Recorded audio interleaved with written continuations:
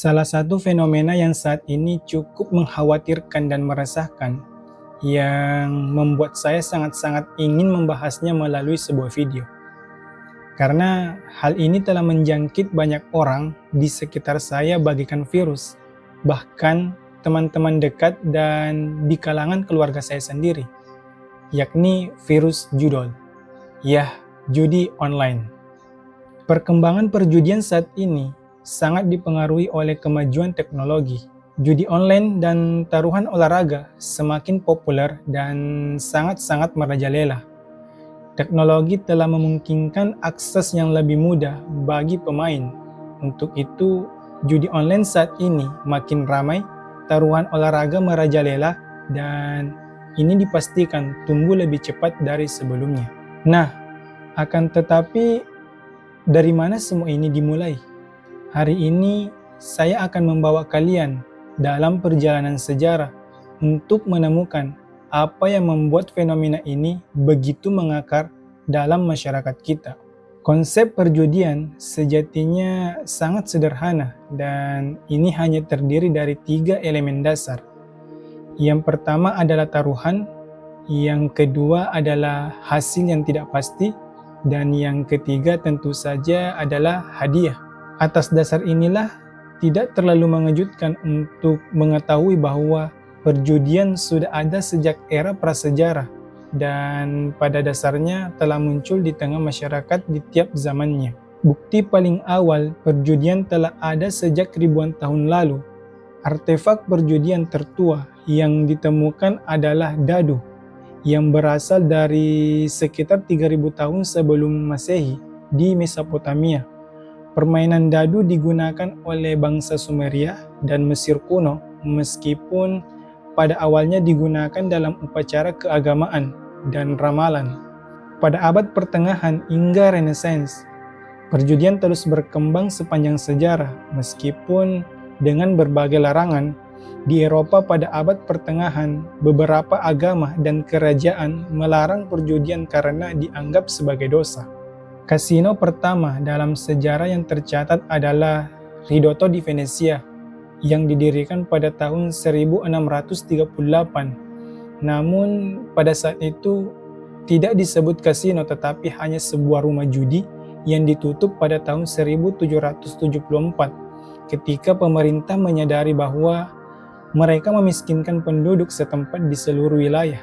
Perjudian di dunia modern pada abad ke-19 dan ke-20, perjudian mulai lebih dilegalkan dan diatur. Amerika Serikat sebagai salah satu pusat perjudian modern memiliki sejarah panjang untuk perkembangan kasino dan lotre yang kemudian menjadi pusat perjudian dunia. Tumbuh menjadi pusat perjudian terkemuka, reaksi balik tumbuh di kalangan legislator moralis dan komunitas agama yang mencoba untuk mengatur atau melarang praktik tersebut pada awal abad ke-20. Yang akhirnya perjudian hampir sepenuhnya dilarang di Amerika Serikat.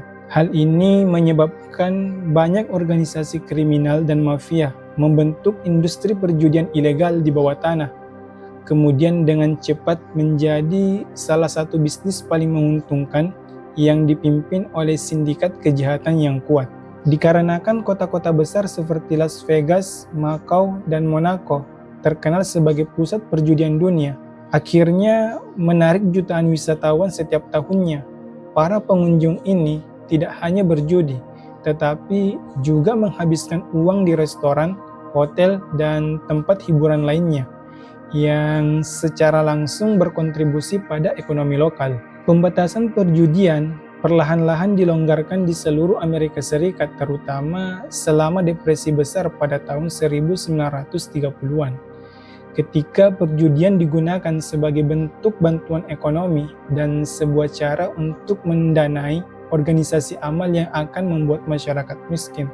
Ketika perjudian digunakan sebagai bentuk bantuan ekonomi dan sebuah cara untuk mendanai organisasi amal yang akan membantu masyarakat miskin. Di era digital, perkembangan teknologi internet pada akhir abad ke-20 membawa perjudian ke dunia maya. Kasino online dan taruhan olahraga online menjadi sangat populer di seluruh dunia. Kasino online pada tahun 1990-an, perjudian online pertama mulai berkembang. Situs perjudian online memungkinkan orang untuk bertaruh pada permainan kasino, poker, dan olahraga dari rumah mereka. Perjudian kini menjadi industri bernilai miliaran dolar yang terus berkembang dengan berbagai bentuk inovasi. Namun, di banyak negara, perjudian tetap menjadi topik kontroversial karena dampaknya terhadap masyarakat seperti masalah kecanduan. Perjudian didefinisikan sebagai mempertaruhkan sesuatu yang bernilai dengan harapan mendapatkan sesuatu yang bernilai lebih besar. Dan biasanya ini berkaitan dengan uang. Namun, ini bukan hanya tentang sejarah saja. Saat ini ada problem yang lebih besar tentang kecanduan perjudian yang dimainkan saat ini. Ketika kita berbicara tentang perjudian, penggunaan narkoba, atau bahkan bermain game, ini dapat dicirikan oleh 3 hal: keinginan yang kuat, kehilangan kendali, dan penggunaan terus-menerus. Karena aktivitas ini memanglah menyenangkan, meskipun terdapat konsekuensi negatif. Khususnya problem dari kecanduan perjudian ini, selain merugikan diri sendiri, juga berdampak ke lingkungan sekitarnya. Sebagai contoh, seorang remaja yang menghabiskan uang biaya mahasiswanya untuk berjudi dan bahkan meminjam uang dari teman ataupun di keluarganya, dan kemudian berbohong tentang tujuan uang itu. Dalam kasus ini, kita melihat bahwa ketika dia tidak sedang berjudi atau menyesali aktivitas berjudinya, yang mana hal tersebut membuat dia memikirkannya, menginginkannya, dan dorongan itu terus muncul kembali. Dia telah kehilangan kendali atas perjudian ini, termasuk tidak bisa berhenti dan juga semakin sering berjudi. Dan beberapa dampak negatif lainnya, nilai-nilainya yang buruk, pikiran yang kacau, dan hutang yang semakin membesar. Jadi, bagaimana aktivitas yang menyenangkan bagi banyak orang bisa menjadi kondisi yang serius dan merugikan bagi orang lain? Dan mengapa orang terus-menerus berjudi dan sulit untuk menghentikannya? Ya, salah satu fitur utama yang membuat perjudian begitu menarik adalah ketidakpastiannya. Sebagai manusia, kita tertarik pada ketidakpastian. Sesuatu yang dapat terprediksi itu membosankan. Dan para ahli teori evolusi berpendapat bahwa ketertarikan kita pada ketidakpastianlah yang membuat kita tetap hidup sebagai suatu spesies. Hal ini telah memotivasi manusia untuk terus berburu dan mencari makanan, bahkan ketika sumber daya terbatas. Cobalah kalian amati berbagai perilaku manusia dengan mencoba menguji orang yang berlari di sekitar lintasan untuk melihat seberapa termotivasi mereka melakukan aktivitas tersebut. Semisal sebuah permainan yang Anda buat dengan biaya pendaftaran 100.000 per peserta. Ketika diberi hadiah katakanlah 200.000, yang terlihat lebih pasti dibandingkan dengan hadiah katakanlah 50.000 hingga 1 juta, namun dengan tantangan lintasan yang jaraknya lebih jauh atau dengan aturan khusus yang lebih menantang kamu buat. Dan apa yang akan kalian temukan adalah orang-orang lebih cenderung memilih opsi kedua, suatu perilaku ketika diberi hadiah oleh imbalan yang tidak pasti, bahkan ketika hasilnya lebih buruk secara finansial. Jadi tampaknya ketika fokus kita adalah mengejar imbalan, ketidakpastian menciptakan kegembiraan dan meningkatkan motivasi. Konsep ini sama dengan berjudi yang membawa kita akan kembali ke perjudian. Faktanya, ketidakpastian mungkin lebih menyenangkan daripada kemenangan itu sendiri. Dan pola kemenangan tidak teratur yang kita temukan dalam perjudian membuat kita ketagihan. Sekarang, ada beberapa wilayah otak yang terlibat dengan kecanduan, namun kita akan fokus pada dopamin, zat kimia di otak yang memainkan peran penting dalam pembelajaran, keinginan, dan pengambilan resiko. Dan dopamin ini dilepaskan selama aktivitas menyenangkan seperti berolahraga, berbelanja, atau memakan makanan enak. Dan itu bahkan dilepaskan dalam jumlah yang lebih besar melalui perjudian dan penggunaan narkoba. Dan imbalan yang tidak pasti adalah salah satu cara terbaik untuk merangsang pelepasan dopamin. Namun, saat kita berjudi, otak kita menghasilkan pelepasan dopamin yang kemudian memasangkan perilaku berjudi dengan kegembiraan yang kita rasakan saat melakukannya, sehingga memperkuat penggunaannya. Dan pelepasan dopamin yang tinggi ini menyebabkan pembelajaran yang cepat. Jadi, kita menjadi termotivasi oleh segala hal yang berhubungan dengan perjudian. Menariknya lagi, ada pelepasan dopamin yang terjadi saat kita kalah, serupa dengan yang terjadi saat kita menang. Dan pelepasan ini lebih tinggi pada individu yang memiliki kecanduan judi, yang merupakan salah satu alasan mengapa orang akan terus bermain meskipun mereka menderita kerugian yang semakin besar. Dan inilah yang disebut dengan mengejar kerugian. Saya tidak bisa berhenti sekarang. Taruhan berikutnya saya pasti bisa menang. Jadi meskipun secara umum diyakini bahwa uang adalah penyebab perjudian bagi banyak orang, pemahaman kita yang semakin berkembang tentang bagaimana dopamin dilepaskan di otak saat kita melakukan hal ini menunjukkan bahwa ketidakpastian akan imbalannya mungkin lebih berhasrat daripada kemenangan itu sendiri.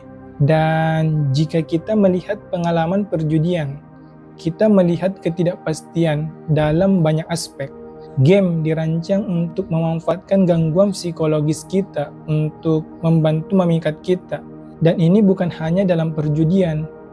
Kita juga dapat melihat hal ini di game-game seperti Domino Hicks atau bahkan Candy Crush. Ketidakpastian terjadi dalam berbagai cara sehingga memperkuat dampaknya. Jadi bukan hanya hasil menang atau kalah, tetapi lamanya permainan serta hadiah dan pembayarannya. Selanjutnya, penambahan lampu dan suara yang Anda alami saat berjudi memberikan pengaruh efek yang membuat kita untuk lebih tertarik untuk memainkan dan berlama-lama untuk berada di lingkaran judi ini. Lampu dan suara tersebut selain menyemangati kita, juga membantu antisipasi dengan pelepasan dopamin tersebut. Itu membuat kita akan terus bermain, namun lebih dari itu, hal ini juga menyebabkan kita melebih-lebihkan seberapa banyak kita menang. Jadi, jika kita pikir kita menang, kita mungkin akan terus bermain. Selanjutnya, mari kita lihat desain permainan. Misalnya mesin slot modern. Ini jauh berbeda dari mesin slot lama dengan lengan mekanis dan garis pembayaran satu baris. Sekarang dapat dengan mudah dimainkan dengan komputer maupun smartphone, dan seringkali menyertakan beberapa elemen pilihan atau keterampilan seperti tombol tekan atau pilihan garis pembayaran atau level permainan. Meskipun pilihan-pilihan ini mungkin tidak berdampak nyata pada hasil permainannya, saya katakan bahwa hal tersebut berdampak dan ini disebut ilusi kendali. Dan ini juga umum terjadi pada individu dengan kecanduan judi yang berkontribusi pada pengejaran kerugian mereka. Dan beberapa fitur seperti tombol stop memperkuat keyakinan ini sekaligus mempercepat permainan. Perjudian juga menguburkan batas antara kalah dan menang, dan inilah yang kita sebut nyaris celaka. Misalnya Anda bermain di mesin slot. Anda memiliki deretan 3 buah ceri, tetapi hanya satu yang sedikit di atas garis pembayaran itu. Atau Anda membeli tiket lotre dan pembayarannya berkurang 1 atau 2 angka. Sekarang ini jelas merupakan kerugian, namun otak kita menafsirkannya semakin dekat dengan kemenangan. Jadi hal itu memotivasi kita lagi untuk terus bermain. Oh, saya hampir saja menang, mungkin lain kali. Pengalaman serupa disebut kekalahan yang disamarkan sebagai kemenangan. Jadi misalnya Anda memasang taruhan 100.000, kemudian kalah, memasang kembali 100.000 dan kalah lagi. dan seterusnya seperti itu hingga mencapai 1 juta taruhan. Kemudian ada momen Anda menang kembali 700.000. Sekarang Anda kehilangan 300.000, namun penelitian menunjukkan secara fisiologis kita merespon kekalahan ini seolah-olah kita menang. Jadi ketika Anda berjudi, ketahuilah bahwa permainan ini dirancang untuk menyenangkan dan menghibur. Lagi-lagi saya ingatkan, permainan ini diciptakan untuk menyenangkan dan menghibur, bahwa permainan tersebut memanfaatkan ketertarikan kita pada ketidakpastian untuk memotivasi kita terus bermain. Permainan tersebut menyertakan fitur yang membuat kita berpikir bahwa kita menang lebih dari yang sebenarnya, atau bahwa kita memperoleh keterampilan dalam suatu permainan. Dan bagi banyak orang, inilah yang membuat perjudian begitu menyenangkan, yang sebenarnya mereka dapat dengan mudah untuk meninggalkannya. Namun, bagi orang lain, perilaku perjudian mereka menimbulkan konsekuensi yang serius dan menghancurkan, tidak hanya bagi mereka, tetapi juga bagi anggota keluarga dan bahkan komunitas mereka. Jadi, sebelum Anda berjudi, ketahuilah bahwa peluang melawan Anda dan pihak rumah atau bandar selalu menang. Dan kondisi seperti apa yang akan kita hadapi di masa depan mengenai perjudian ini? Sulit untuk memprediksi dengan tepat apa yang akan terjadi di masa depan mengenai perjudian online. Akan tetapi, ada beberapa tren yang dapat menentukan industri di tahun-tahun mendatang. Tren pertama yang mungkin terus berkembang adalah penggunaan perangkat seluler untuk perjudian online. Semakin banyak pemain yang akan menggunakan ponsel cerdas dan tablet mereka untuk bermain permainan judi. Di luar tren ini, kemungkinan besar akan berkembang lagi seiring dengan kemajuan dan penyebaran teknologi seluler. Teknologi dan perjudian online saat ini dapat meningkatkan pengalaman perjudian online yang memberikan pemain lingkungan yang lebih mendalam dan realistis. Mungkin di masa depan juga ada sebuah tren menuju regulasi yang lebih besar pada industri perjudian online, karena pihak berwenang berupaya melindungi pemain dan memastikan industri beroperasi secara adil dan bertanggung jawab. Hal ini mungkin mencakup persyaratan perizinan yang lebih ketat untuk judi online, serta perlindungan pemain yang lebih kuat. Penting untuk dicatat bahwa ini hanyalah beberapa kemungkinan tren yang mungkin muncul dalam industri perjudian online di negara kita. Tinggal bagaimana kita menggunakan imajinasi kita untuk tertarik pada tren dan terkejut dengan kemajuan yang begitu cepat. Untuk itu, perlu diketahui bahwa judi online itu bisnis, dan sebagai pebisnis, bandar itu tentunya mementingkan profit pribadinya dahulu dengan konsep seperti itu. Maka dari itu, dengan teman-teman yang masih berharap menang dari judi online, saya katakan goblok, dan bahkan kita meyakini dan sudah menjadi rahasia umum bahwa bandar dan pemilik judi online itu dia sama sekali tidak berjudi. Jadi pastikan, karena perjudian ini juga memberi dampak kesenangan. Seperti yang telah kita jelaskan tadi, tetapkan batasan pada diri Anda sendiri. Berapa banyak waktu dan uang yang Anda mampu untuk kehilangan. Dan alangkah baiknya, waktu dan uang Anda tidak hilang karena kesenangan sesaat yang merugikan Anda dan orang lain. Untuk itu, putuskan untuk berhenti. Saya Salam, see you the next video.